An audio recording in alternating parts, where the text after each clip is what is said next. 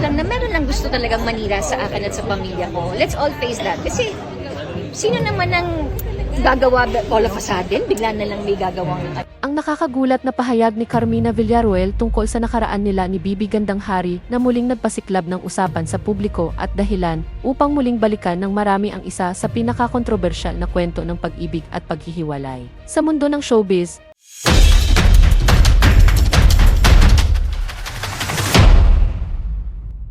muling naging usap-usapan sa mundo ng showbiz ang pangalan ni Carmina Villaruel matapos niyang magbigay ng matapang ngunit kalmadong pahayag kaugnay sa matagal nang natapos na kabanata ng kanyang buhay pag-ibig kasama ang dating aktor na si Rustom Padilla na mas kilala ngayon bilang Bibi Gandang Hari. Sa isang panayam, hindi na itinago ni Carmina ang kanyang pagtataka kung bakit hanggang sa kasalukuyan ay tila hindi pa rin nawawala ang interes ng ilang tao sa kanilang dating relasyon. Para sa veteranang aktres at television host, napakarami ng taon ang lumipas upang manatili pa ring sentro ng usapan ang isang bahagi ng kanyang nakaraan na matagal na niyang isinara. Sa kanyang pananaw, panahon na upang ituon ng publiko ang kanilang pansin sa kasalukuyan kaysa patuloy na balikan ang mga pangyayaring hindi na mababago sa gitna ng kanyang naging panayam. Inamin ni Carmina na natatawa na lamang siya sa tuwing may mga taong nagtatanong pa rin tungkol sa kanyang dating pag-ibigan kay Bibi Gandang Hari. Ayon sa kanya, tila nakapagtataka na marami pa ring gumagawa ng iba't ibang haka-haka, paghahambing, at mga tanong na nagsisimula sa salitang ipaano kaya kung hindi sila naghiwalay, o di. Ano kaya ang naging buhay nila kung nanatili silang magkasama? Para kay Carmina, ang mga ganitong tanong ay bahagi na lamang ng isang nakalipas na kwento na wala nang saysay balikan sapagkat pareho na silang may kanya-kanyang landas na tinatahak. Sinabi rin niya na sa paglipas ng panahon ay natutunan niyang tanggapin ang lahat ng nangyari sa kanyang buhay. Hindi raw naging madali ang proseso ng paghilom, lalo na't ang kanilang paghihiwalay ay naging laman ng iba't ibang balita noong mga panahong iyon. Gayunman, dumating ang pagkakataong napagtanto niyang walang maidudulot na mabuti ang pananatili sa nakaraan. Sa halip, mas pinili niyang ituon ang kanyang panahon sa pagbuo ng panibagong buhay at panibagong pamilya. Ayon pa kay Carmina, ang pinakamahalagang hakbang sa pag-move on ay ang pagtanggap. Kapag tinanggap na ng isang tao ang katotohanan, mas nagiging magaan ang pagharap sa bawat bagong yugto ng buhay. Hindi raw kailangang sisihin ang sarili o ang ibang tao sa mga pangyayaring hindi naging maayos ang wakas. Sa halip, dapat ay matutong magpatawad, magpasalamat sa mga naging aral, at magpatuloy ng may pag-asa. Sa kabilang banda, muling naging sentro ng iba't ibang usapan sa social media ang naging pahayag ni Carmina. May ilan ang sumang-ayon sa kanyang pananaw at nagsabing tama lamang na tigilan na ng publiko ang paulit-ulit na pagbalik sa isang lumang kwento. Gayunpaman, mayroon ding mga netizen ang nagsabing natural lamang umano na patuloy itong mapag-usapan dahil bahagi na ito ng kasaysayan ng industriya ng showbiz. Ayon sa ilan, ang naging relasyon ni Carmina at Bibi Gandang Hari ay isa sa mga pinakamatunog na pag-ibigan noong kanilang panahon, kaya hindi maiiwasang magkaroon pa rin ng interes ang mga tao. Dahil dito, muling umusbong ang iba't ibang haka-haka at opinyon mula sa publiko. May mga nagsasabing baka mayroon pa umanong mga hindi nasabing detalye tungkol sa tunay na dahilan ng kanilang paghihiwalay. May ilan ding nagtanong kung may posibilidad pa bang magkaroon ng personal na pagkikita ang dalawa sa hinaharap bilang magkaibigan. Bagamat walang anumang pahiwatig si Carmina na may nakatagong isyu pa sa pagitan nila, naging sapat ang kanyang naging pahayag upang muling buhayin ang iba't ibang diskusyon sa social media.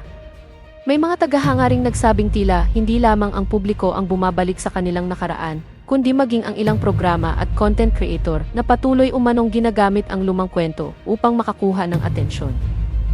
Dahil dito, nagkaroon ng sari-saring pananaw ang mga netizen kung hanggang saan dapat igalang ang pribadong buhay ng mga personalidad sa industriya ng aliwan. Sa kabila ng lahat ng ito, malinaw na ipinahayag ni Carmina na wala siyang galit na kinikimkim. Sa halip, pinili niyang alalahanin ang nakaraan bilang isang mahalagang bahagi ng kanyang paglalakbay bilang tao.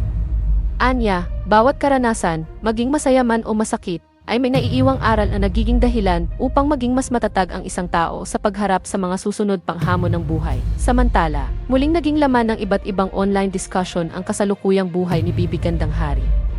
Marami ang nagtatanong kung ano na ang kanyang pananaw tungkol sa kanilang nakaraan. Bagamat walang opisyal na pahayag na inilabas si Bibi kaugnay sa naging komento ni Carmina, hindi napigilan ng ilang netizens ang gumawa ng iba't ibang interpretasyon at sariling kwento tungkol sa kanilang naging relasyon noon. May ilang content creator pa ang gumawa ng iba't ibang pagsusuri tungkol sa naging kasaysayan ng dalawa. Ang ilan ay nagsabing maaaring hindi kailanman mawawala sa alaala ng publiko ang kanilang kwento dahil isa ito sa mga pinakamatinding pangyayari sa showbiz noong mga nakaraang dekada. May iba naman ang nagsabing panahon na upang tuluyan na itong ilagay sa kasaysayan at bigyang pansin ang mga bagong tagumpay ng bawat isa. Sa kasalukuyan, masaya at tahimik ang buhay ni Carmina, kasama ang kanyang asawa na si Zoren Legaspi at kanilang kambal na sina Mavi at Cassie. Patuloy silang nakikita ng publiko bilang isang matatag at masayang pamilya.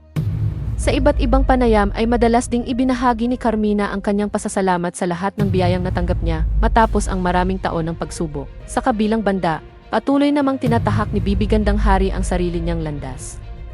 Nananatili siyang inspirasyon sa ilang tao dahil sa kanyang katapangan na maging tapat sa kanyang tunay na pagkatao. Bagamat iba na ang direksyon ng kanilang mga buhay, kapansin-pansin na nananatili pa ring interesado ang publiko sa kanilang dating kwento. Dahil sa muling paglabas ng isyong ito, maraming netizens ang nagkaroon ng magkakaibang pananaw. May mga nagsasabing dapat nang itigil ang paulit-ulit na pagbabalik sa nakaraan dahil pareho na silang masaya sa kani-kanilang buhay. Ngunit mayroon ding naniniwalang ang mga kwentong tulad nito ay mananatiling bahagi ng kasaysayan ng showbiz at hindi na mawawala sa interes ng publiko. Sa huli, muling iginiit ni Carmina ang kanyang simpleng mensahe. Para sa kanya, kung tunay nang natutunan ng dalawang taong sangkot ang pagtanggap at pagpapatawad, wala nang dahilan upang manatili pa sa nakaraan.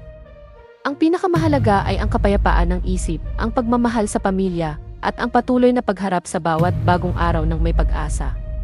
Gayunpaman, sa kabila ng kanyang malinaw na paninindigan, nananatiling palaisipan sa marami kung bakit tila hindi pa rin nawawala ang matinding interes ng publiko sa isang kwento ng pag-ibig na matagal nang natapos.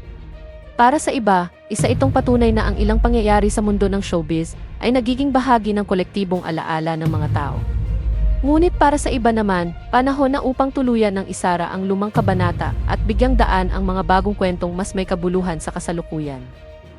Ang nakakagulat na pahayag ni Carmina Villaruel tungkol sa nakaraan nila ni Bibi Gandang Hari na muling nagpasiklab ng usapan sa publiko at dahilan upang muling balikan ng marami ang isa sa pinakakontrobersyal na kwento ng pag-ibig at paghihiwalay. Sa mundo ng showbiz, muling naging usap-usapan sa mundo ng showbiz ang pangalan ni Carmina Villaruel matapos niyang magbigay ng matapang ngunit kalmadong pahayag kaugnay sa matagal nang natapos na kabanata ng kanyang buhay pag-ibig kasama ang dating aktor na si Rustom Padilla, na mas kilala ngayon bilang Bibi Gandang Hari.